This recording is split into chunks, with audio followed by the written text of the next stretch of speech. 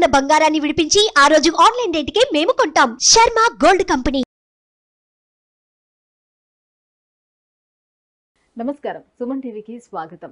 July మాసంలో ద్వాదశ రాశుల వారికి ఎలా ఉండనుంది, ఏ గ్రహాలు ఏ రాశుల వారికి అనుకూలిస్తున్నాయి, అలాగే ఏ గ్రహాలు అనుకూలించటం లేదు, వాటి వల్ల ఎటువంటి ఫలితాలు ఏర్పడనున్నాయి, ఈ విషయాలను తెలియజేసేందుకు మనతో పాటు ఉన్నారు ప్రముఖ జ్యోతిష్య శాస్త్ర పండితులు బ్రహ్మశ్రీ నందిబట్ల శ్రీహరి శర్మ గారు. గురుగారు నమస్కారం. వాగర్థావివ సంపృక్తౌ వాగర్థ ప్రతిపత్తయే జగతః పితరౌ వందే పార్వతీ పరమేశ్వరౌ. సదాశివసమారంభాం శంకరాచార్య మధ్యమాం అస్మదాచార్య పర్యంతం వందే గురుపరంపరాం. ఆదిత్యాయ చ సోమాయ మంగళాయ బుధాయ చ గురుశుక్ర శనిభ్యశ్చ రాహవే కేతవే నమః. గురుగారు, జూలై మాసంలో సింహరాశి వారికి ఎలా ఉండబోతుంది? నవగ్రహాల సంచారం వాళ్ళకి ఎలా ఉంది? సింహరాశి వారికి చూసుకున్నట్లయితే గ్రహాల యొక్క సంచారం ద్వితీయ స్థానంలో కేతువు, అలాగే అష్టమ స్థానంలో రాహువు, నవమ స్థానంలో కుజుడు సంచారం 12వ తారీఖు వరకు. ఇక దశమ స్థానంలో గురు కుజుల యొక్క సంచార ప్రభావము దశమ స్థానంలో. రవి యొక్క సంచారము 16వ తారీఖు వరకు లాభంలో, తర్వాత 17వ తారీఖు నుంచి కర్కాటక రాశిలో సంచారం. ఇక వెరసి చూసినట్లయితే షష్టమ స్థానంలో శని వక్రీకరించినటువంటి కారణం కొంత ప్రత్యేకమైనటువంటి ఫలితాలు ఉంటాయని చెప్పవచ్చు. విశేషించి చూసుకున్నట్లయితే ఏతావాత ఈ యొక్క సింహరాశిలో జన్మించినటువంటి వారికి పూర్వార్ధము కంటే ఉత్తరార్ధము కాస్త జాగ్రత్తలు పాటించాల్సినటువంటి పరిస్థితి. ఎందుకనంటే ప్రధానంగా ఈ యొక్క 12వ తారీఖు తర్వాత ఉన్నటువంటి రోజులన్నీ కూడా రవి వ్యయస్థానంలో సంచార ప్రభావము, గ్రహాల యొక్క అనుగ్రహం సరిగ్గా లేకపోవడం, ధనస్థానంలో కేతువు, అష్టమంలో రాహువు, అలాగే షష్టమ మందు సంబంధించి సప్తమ స్థానం ముందు శని వక్రీకరించి ఉండడం, ఈ కారణం చేత ప్రధానంగా ఈ యొక్క జూలై మాసంలో కొన్ని ప్రతికూలమైనటువంటి ఫలితాలు ఎక్కువగా ఉన్నాయి. కాబట్టి ఏది ఏమైనప్పటికీ కూడా 14వ తారీఖు లోపలనే మీ యొక్క కార్యాచరణ గనక మీరు అమలులో పెట్టుకున్నట్లయితే తప్పకుండా జూలై మాసంలో వచ్చేటువంటి ఇబ్బందులన్నీ కూడాను అధిగమించగలుగుతారు అని చెప్పవచ్చు. ఏ తర్వాత గమనించుకున్నట్లయితే ఏ రోజులలో ఈ యొక్క సింహరాశిలో జన్మించినటువంటి వారికి అనుకూలంగా ఉంటుంది, ముఖ్యంగా ప్రధానంగా 10వ తారీఖు 11వ తారీఖుల్లో ఆనందకరమైనటువంటి జీవితం గడుపుతారు. అనుకున్నటువంటి పనులు కొంత వెసులుబాటు జరుగుతుంది, అనగా పనులు చకచక మొదలవుతాయి. ఎప్పటి నుంచో రాని బాకీలు వసూలయ్యేటువంటి అవకాశాలు ఎక్కువగా ఉంటాయని చెప్పవచ్చు. ముఖ్యంగా 15, 16 తారీఖుల్లో బంధుమిత్రులతో సమాగము, స్నేహితులను కలవడము, నూతన వ్యక్తుల యొక్క పరిచయ ప్రభావము, విందులు వినోదాల్లో పాల్గొనేటువంటి అవకాశం ఎక్కువగా ఉంటుంది.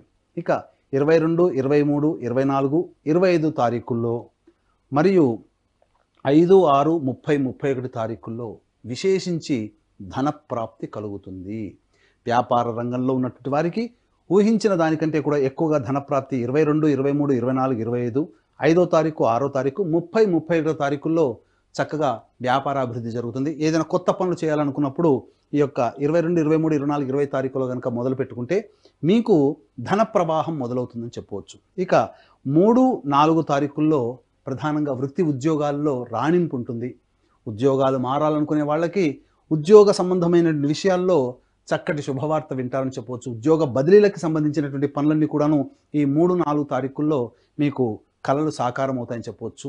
ఏతావాత చెప్పొచ్చేది ఏంటంటే ధనము సంబంధించినటువంటి విషయాల్లో 15, 16, 22, 23, 24, 25 మరియు 5, 6, 30, 31 తారీఖులు చాలా అనుకూలమైనటువంటిది. రాని బాకీలు వసూలు అవుతాయని చెప్పవచ్చు.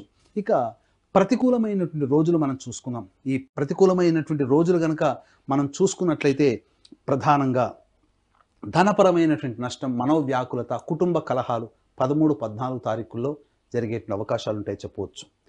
ఇక 1వ తారీఖు, 2వ తారీఖు, 26, 27 మరియు 7, 8, 9 తారీఖులో ఎటువంటి నిర్ణయాలు తీసుకోకపోవడమే చాలా మంచిదనేటువంటి విషయాన్ని వీక్షించేటువంటి సుమన్ టీవీ ప్రేక్షకులు గమనించుకోవాలి. 7, 8, 9 తారీఖులు, 1, 2, 26, 27 తారీఖుల్లో ప్రశాంతత లేని జీవితాన్ని గడుపుతారు. ధనపరమైనటువంటి లావాదేవీలు ఏవైతే ఉంటాయో వాటిని వీలైనంత వరకు మీరు తప్పించుకోవడమే మంచిదని చెప్పవచ్చు. మీ దగ్గరకి అప్పు కోసమే వచ్చే వ్యక్తులు ఉంటారు, తద్వారా మీరు నష్టాన్ని పోతారు. డబ్బులు వసూలు కాలేకపోవడం, అధిక ధన వ్యయం అనేటువంటిది జరగడం, ఈ కారణం చేత ఈ చెప్పినటువంటి 1, 2, 26, 27, 7, 8, 9 తారీఖుల్లో ప్రశాంతమైన జీవితాన్ని కోల్పోతారని చెప్పవచ్చు. ఇక గమనించుకున్నట్లయితే 17, 18 తారీఖులో తల్లిగారి ఆరోగ్యం పట్ల శ్రద్ధ వహించాల్సినటువంటి పరిస్థితి. ప్రధానంగా 19, 20, 21, 28, 29 తారీఖుల్లో సంతానపరమైనటువంటి విరోధాలు ఏర్పడేటువంటి అవకాశాలు ఉంటాయి. సంతానంతో వాగ్వివాదాలు జరుగుతాయి. కాబట్టి జాగ్రత్తలు పాటించండి. అలాగే సంతాన ప్రయత్నం కోసం చేసేటువంటి ప్రయత్నాలు ఏవైతే ఉంటాయో అవి 19, 20, 21, 28, 29 తారీఖులో ఉంటాయి. కాబట్టి వాయిదా వేసుకోవడమే మంచిదని గమనించుకోవాలి.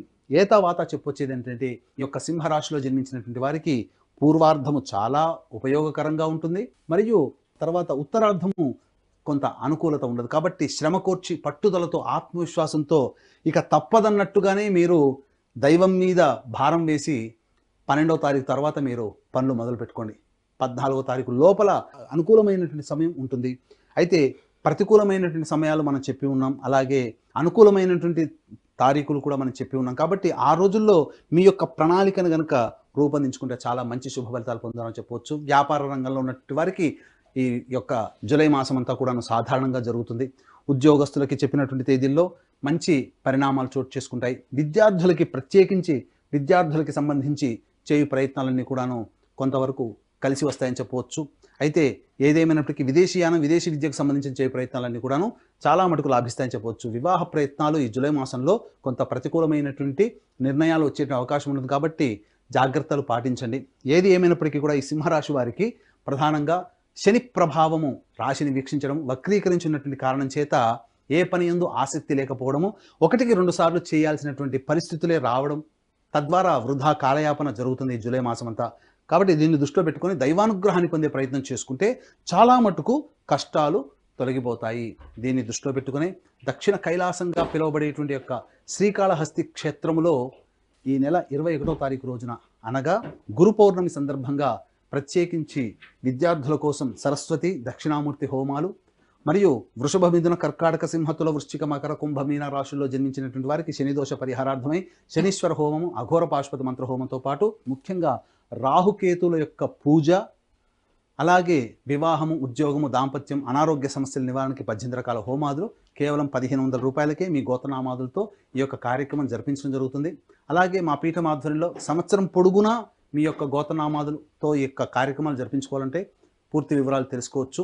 ఏది ఏమైనప్పటికీ కూడాను శ్రీకాళహస్తిలో విశేషమైనటువంటి పూజలు గురు పౌర్ణమి సందర్భంగా జరుగుతున్నాయి. మంచి యోగవంతమైనటువంటి జీవితాన్ని పొందుతారు. కాబట్టి ఈ యొక్క సింహరాశిలో జన్మించినటువంటి వారికి అనుకూలమైనటువంటి ఫలితాలు తక్కువగా ఉన్నాయని గమనించాలి. గురుగారు, మరి ఇంకా ఎటువంటి పరిహారాలను పాటించుకుంటే మరింత యోగదాయకంగా ఉండే అవకాశం ఉంటుంది వీళ్ళకి? ఈ యొక్క సింహరాశిలో జన్మించినటువంటి వారు ఈశ్వర ఆరాధన విశేషంగా చేయాలి. ప్రతిరోజు సూర్యుడికి నమస్కారం, సూర్యాష్టకం 6 సార్లు పారాయణం చేయడం, ఆదివారం నాడు మాంసాహార భోజనం నిషిద్ధము. అలాగే ప్రధానంగా చూసుకున్నట్లయితే ప్రతిరోజు ఒక 11 రోజుల పాటు శివాలయంలో ఈశ్వరుడికి పంచామృతాలతో అభిషేకం జరిపించి తేనె నైవేద్యంగా పెట్టండి. ఈ విధంగా 11 రోజుల పాటు చేసినట్లయితే మీకున్నటువంటి సమస్యలన్నీ తొలగిపోతాయని చెప్పొచ్చు. ముఖ్యంగా మీరు ప్రతికూలంగా ఉండేటువంటి రోజులు 1వ తారీఖు, 2వ తారీఖు, 26వ తారీఖు, 27వ తారీఖు, అలాగే 7, 8, 9 తారీఖుల్లో ధన వ్యయం అధికంగా ఉంటుంది. 13, 14వ తారీఖుల్లో కూడా ధన వ్యయం అధికంగా ఉంటుంది. కాబట్టి ఈ యొక్క చెప్పినటువంటి తేదీల్లో జాగ్రత్తలు పాటించండి. మానసికమైన ప్రశాంతత 1, 2, 7, 8, 9, 13, 14, 26, 27 తారీఖుల్లో ఉంటుంది. కాబట్టి జాగ్రత్తలు పాటించండి. గురుగారి, సింహరాశి వారికి జూలై మాసంలో ఏ రోజులు అనుకూలిస్తున్నాయి, ఏ రోజులు ప్రతికూలిస్తున్నాయి, వాటికి ఎటువంటి పరిహారాలను పాటించాలని విషయాన్ని తెలియజేసినందుకు ధన్యవాదాలండి. సర్వం శ్రీ ఉమామహేశ్వర పరబ్రహ్మార్పణమస్తు. సుమన్ టీవీలో మీ పర్సనల్ అండ్ బిజినెస్ ప్రమోషన్స్ కోసం కింది నెంబర్కి కాంటాక్ట్ చేయండి.